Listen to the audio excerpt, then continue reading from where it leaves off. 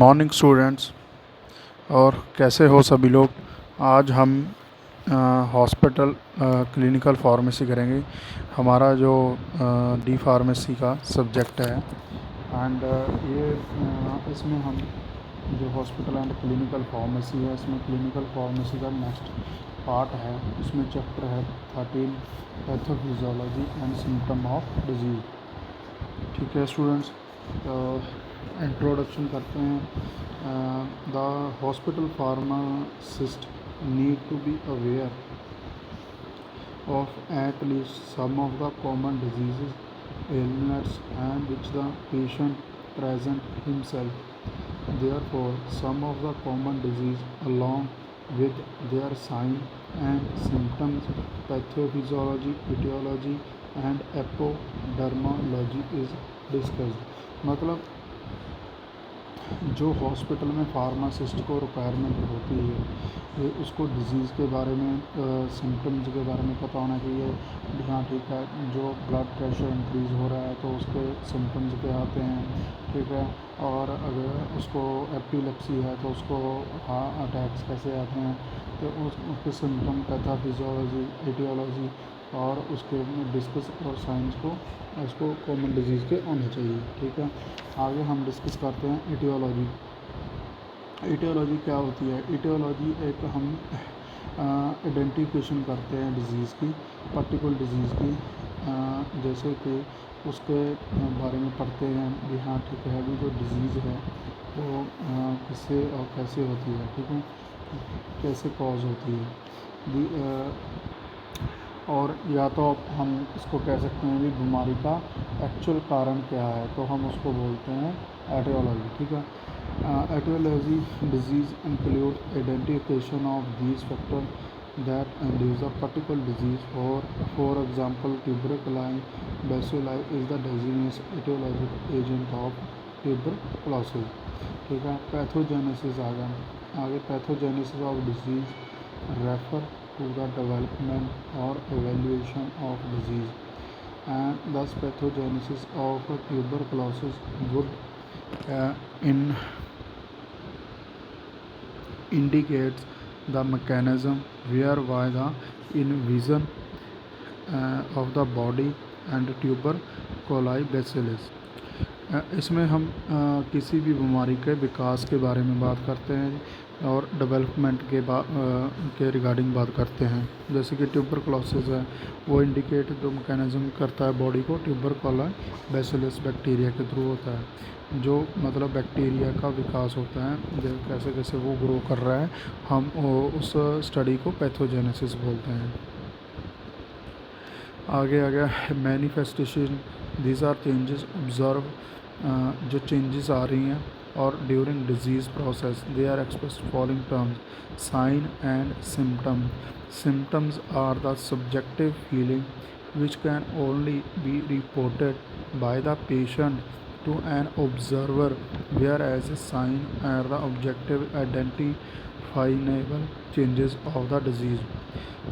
For example, nausea, pain and symptoms, and while fever, reddening of the skin and sign of the disease.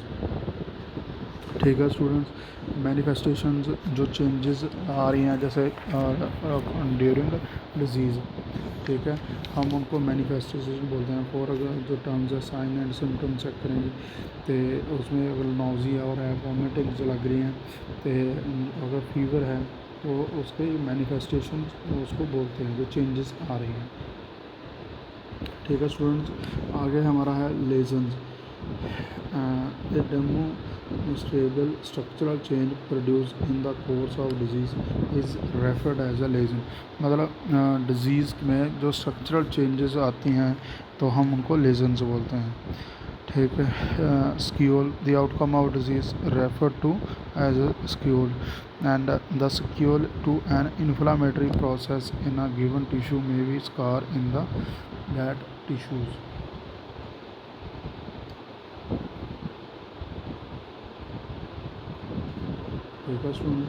Complications of disease, it's a new process that may arise secondary because some change and produced by the original identity। ठीक है students, आगे हमारा है अपना disease शुरू कर दें। Tuberculosis, जिसको हम शॉर्ट फॉर्म में टीबी भी बोल देते हैं। ट्यूबरक्लोसिस एक हमारे रेस्पिरेटरी इन्फेक्शन होता है जो मायोबैक्टीरियम ट्यूबरक्लोसिस होता है। ठीक है, तो उसके बारे में हम पढ़ते हैं आगे।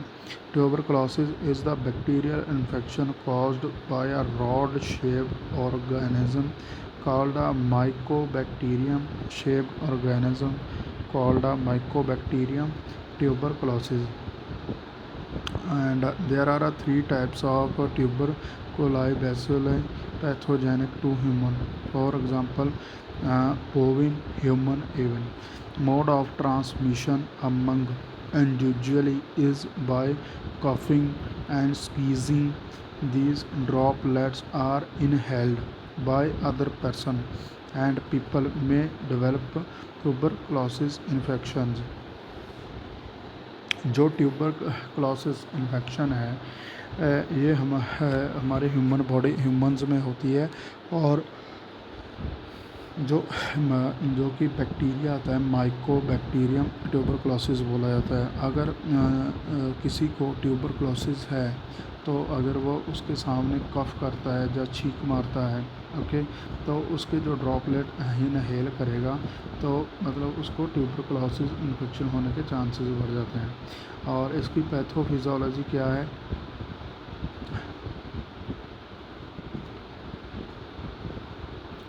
Tuberculosis is a rod-shaped organism is require high oxygen tension for optimum growth. Okay, since the bacillus is an aerobe, the high oxygen tension passes the lung offer an ideal environment for their growth. The infecting organism enter into the body via the lungs. This is the primary tuberculosis from the lungs. Infection spread to other organ by the way of lymphatic system and the blood stream.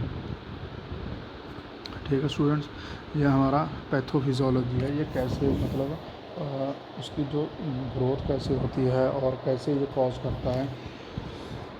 ठीक है, it involve lymphocytes, Gantt cells, macrophages organism may remain inactive for the life of the host. They may be reactivated, and the reactivation may lead to either chronic or military tuberculosis, where it develops in any organ of the body, mainly high oxygen tension organs.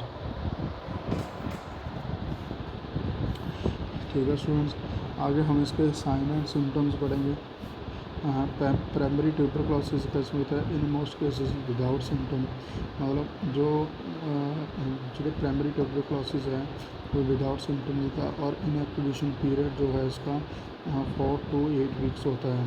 तो इसके विच ਆਪਾਂ ਨੂੰ थोड़ा ਜਿਹਾ fever होएगा and थोड़ा ਜਿਹਾ मिलेज ऑब्जर्व होगा आफ्टर 4 वीक्स। ठीक है, और पल्मोनरी ट्यूबरक्लोसिस के symptom fever up to 40 degree Celsius in late afternoon or evening and sweat and at night.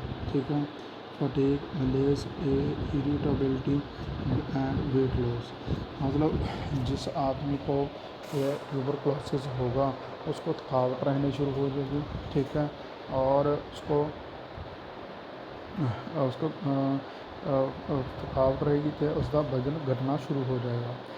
And cough earlier in the morning, green और yellow sputum with blood spot are common symptom. मतलब जो उसको early morning में कफ होनी शुरू हो जाया करेगी। ठीक है, ज़्यादातर उसको ग्रीन या येलो तरह की बलगम बोलते हैं, वो उसको ब्लड में स्पॉट आने शुरू हो जाएंगे। ये हमारे इसके कॉमन सिम्टम होते हैं। And miliary tuberculosis,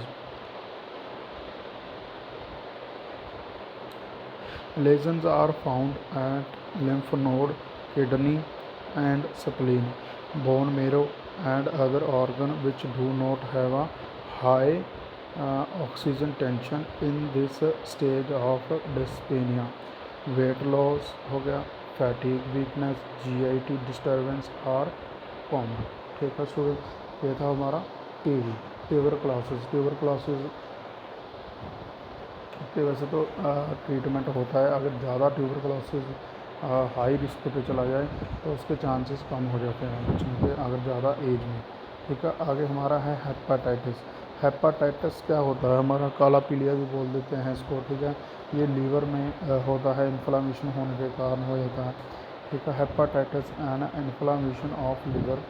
it causes of hepatitis include the viral and bacterial infection and auto immune disorder to exposure to chemical. ठीक है, मतलब जो हेपाटाइटिस है ज़्यादातर ये लीवर की बीमारी है। ठीक है, एंड इसको जो कॉज करता है वायरल इन्फेक्शन या बैक्टीरियल इन्फेक्शन के थ्रू होता है। एंड इसकी these are the 4 types of viruses. इसके 4 तरह के वायरसेस हैं। हेपाटाइटिस ए वायरस, ठीक है, हेपाटाइटिस बी वायरस जिसको हम सीरम बोलते हैं बी वाले को, दूसरे को इन्फेक्शन बोलते हैं, एंड डेल्टा वायरस। फोर्थ है non A non B hepatitis B viruses. और हमारा hepatitis A virus is RNA virus is usually contracted by the oral and facial exposure to an infected individual. Hepatitis B viruses is DNA viruses and generally acquired by the parental exposure to the contaminated of blood product or infected syringe and needles। ठीक है, जो hepatitis ए है जो उसमें RNA viruses होता है और जो ऑरली हो जाता है जहाँ इंडिविजुअली इन्फेक्टेड होता है। और जो हेपाटाइटिस बी है वो कॉज करता है जैसे कि हमारे नीडल सिरिंज जहाँ मतलब कंटामिनेटेड कोई ब्लड लेने सैंपल लेने वगैरह कोई नीडल लग दिया जहाँ यूज़ नहीं कर देंगे डॉक्टर या कोई लैब टेक्नीशियन तभी हो सकती है। ठीक है, ये बीमारी। Hepatitis delta virus is defective RNA virus is replicate on the presence of the hepatitis B virus. Therefore, delta can be affect only person with the hepatitis B। ठीक है स्टूडेंट्स, इसमें ड्रग हम देंगे एसिटोअमिनोफिन, टेट्रासाइक्लिन, हेलोथिन एंड एनिटोमिनिया and induce the hepatitis. Patho क्या है इसकी, जो हेपाटाइटिस बी वायरस है वो लीवर सेल्स को होते हैं एंड लीवर सेल्स में and virus cells on their fragment get incorporated in liver cell membranes. Humoral antibodies and IgG and IgM are formed against the viruses. These antibodies attack the foreign plasma membrane and thus immune system damages the liver circulatory immune complexes with complements activation causes further systemic manifestations and manifestation of hepatitis B is mainly due to immune response to the infection and due to the cytotoxicity of the viruses। ठीक है students, ये हमारा इसकी जो patho है वो कैसे grow करता है लीवर सेल्स के थ्रू, जो लीवर सेल मेम्ब्रेन को एंटीबॉडीज़ के साथ IgG के साथ IgM के साथ उसको फॉर्म करता है और अगेंस्ट वायरसेस को डेवलप करता है। ठीक है, आगे इसके साइन और सिम्टम्स क्या हैं, फटीग रहेगी, nausea, vomiting, headache and changes in the smell and taste, chills and fever, pharyngitis, cough and the symptoms appear in 2 to 14 days up before jaundice।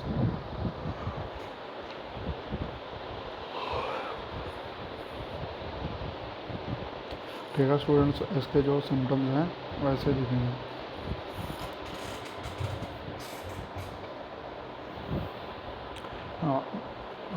ये नॉर्मल ही सिम्टम्स हैं, जैसे घबराहट हो गई, फीवर हो गया, उल्टियाँ लगना, ठीक है। तो अपना उसके जो खाने पीने में तो उसका जो सूंघने का और टेस्ट का चेंज हो जाएगा, जो उसके टेस्ट बड्स का खाने का जो उसका टेस्ट का डिफरेंट हो जाएगा। और 1 or 4 days बिफोर जॉनडिस, अगर एक तो लेके 4 दिनों के ਵਿੱਚ ਪਹਿਲਾਂ ਜੌਨਡਿਸ ਤੋਂ ਦਾ यूरिन डार्क हो जाएगा because of the bilirubinaemia and the stool color of lighten. Okay, in hepatitis B, initial symptoms are fever, flu-like symptoms. Jaundice appear. The clinical features of hepatitis A and B be identical. And the GIT symptoms decrease the incidence with the few-day fever of subside. Jaundice of reaches to maximum between 1 to 2 weeks, and then the decreases. Duration of jaundice usually is less than 6 to 8 weeks. ठीक है student, आगे है हमारा रिमोटॉयड arthritis. रिमोटॉयड arthritis को गठिया भी बोलते हैं, ठीक है।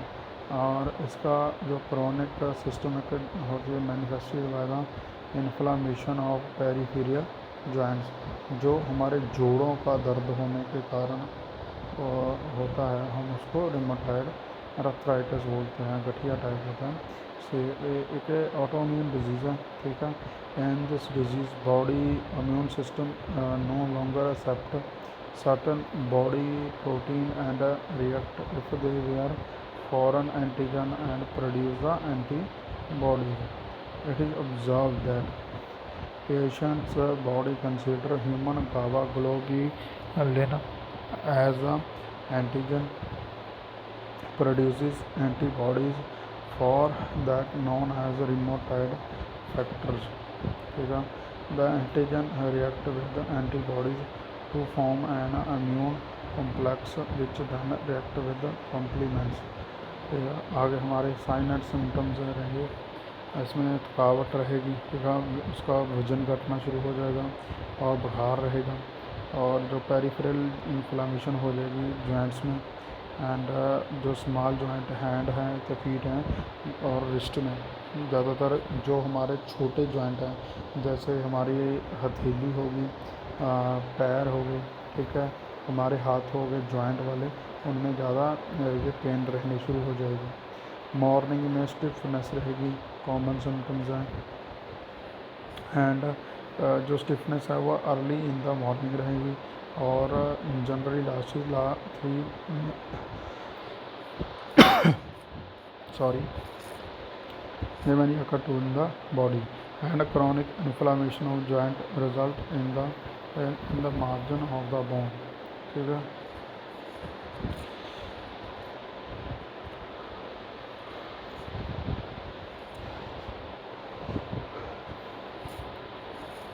Deformities may develop mainly in deviation of the finger, neck and deformity of fracture, ठीक है स्टूडेंट्स। इसमें हमारे नेक में और फिंगर्स में भी डिफॉर्मेशन होने शुरू हो जाएंगे।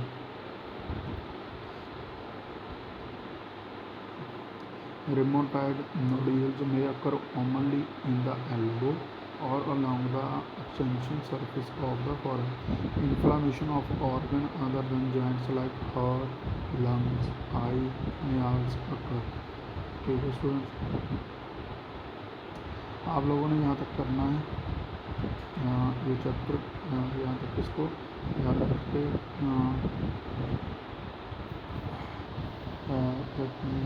बताना है। आगे हम जो नेक्स्ट लेक्चर में इसको स्टडी करेंगे, जो रह गया है पेंडिंग, ठीक है स्टूडेंट्स। होपफुली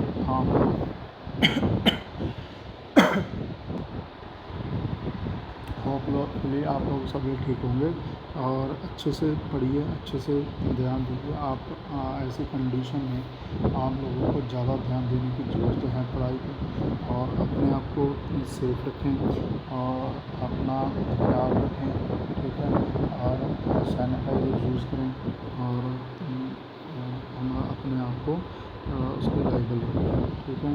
और ठीक है students, good day and bye. Then next lecture में विजिट करते हैं।